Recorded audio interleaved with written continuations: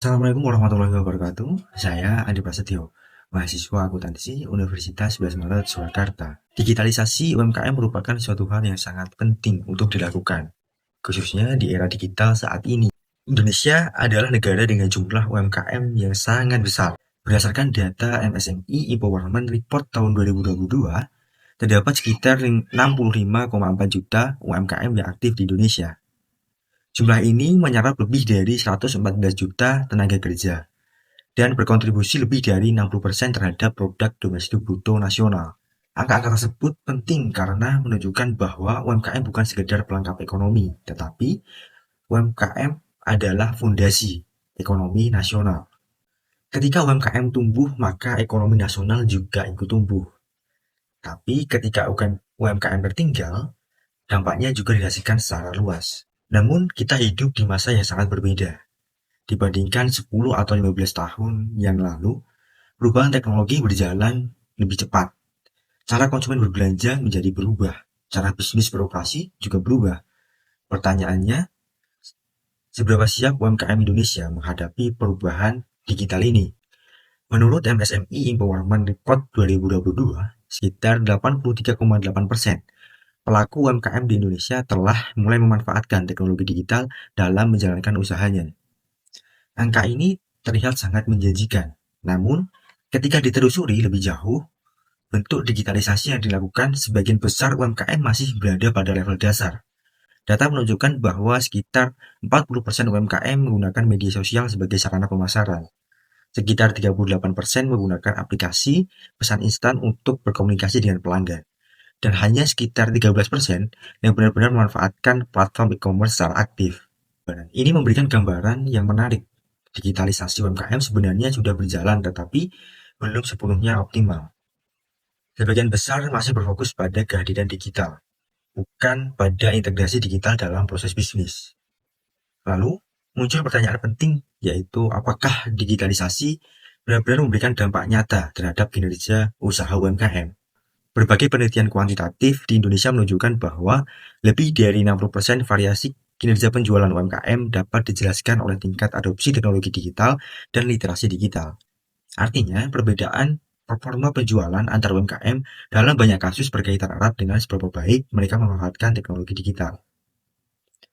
Penelitian lain yang mengkaji dampak digitalisasi terhadap kinerja usaha secara keseluruhan bahkan menemukan bahwa sekitar 75% variasi kinerja UMKM dipengaruhi oleh penggunaan teknologi digital seperti e-commerce, pemasaran, dan sistem transaksi digital. Angka-angka tersebut menunjukkan suatu hal yang sangat jelas. Digitalisasi bukan lagi sebagai faktor pendukung, tetapi telah menjadi faktor utama dalam menentukan kinerja usaha.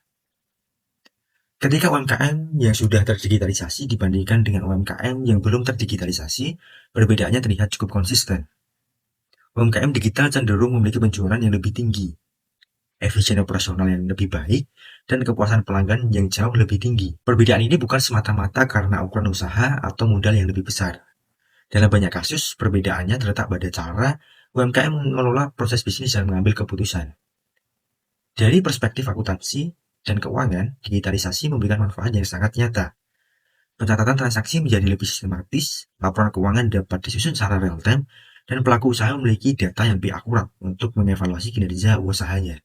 Dengan sistem digital, UMKM tidak lagi hanya melihat di hasil akhir bulanan atau akhir tahunan, tetapi mereka dapat memantau kondisi keuangan secara berkala dan mengambil keputusan berdasarkan data bukan sekedar intuisi atau subjektivitas. Namun, di balik berbagai manfaat tersebut, digitalisasi UMKM juga menghadapi beberapa tantangan.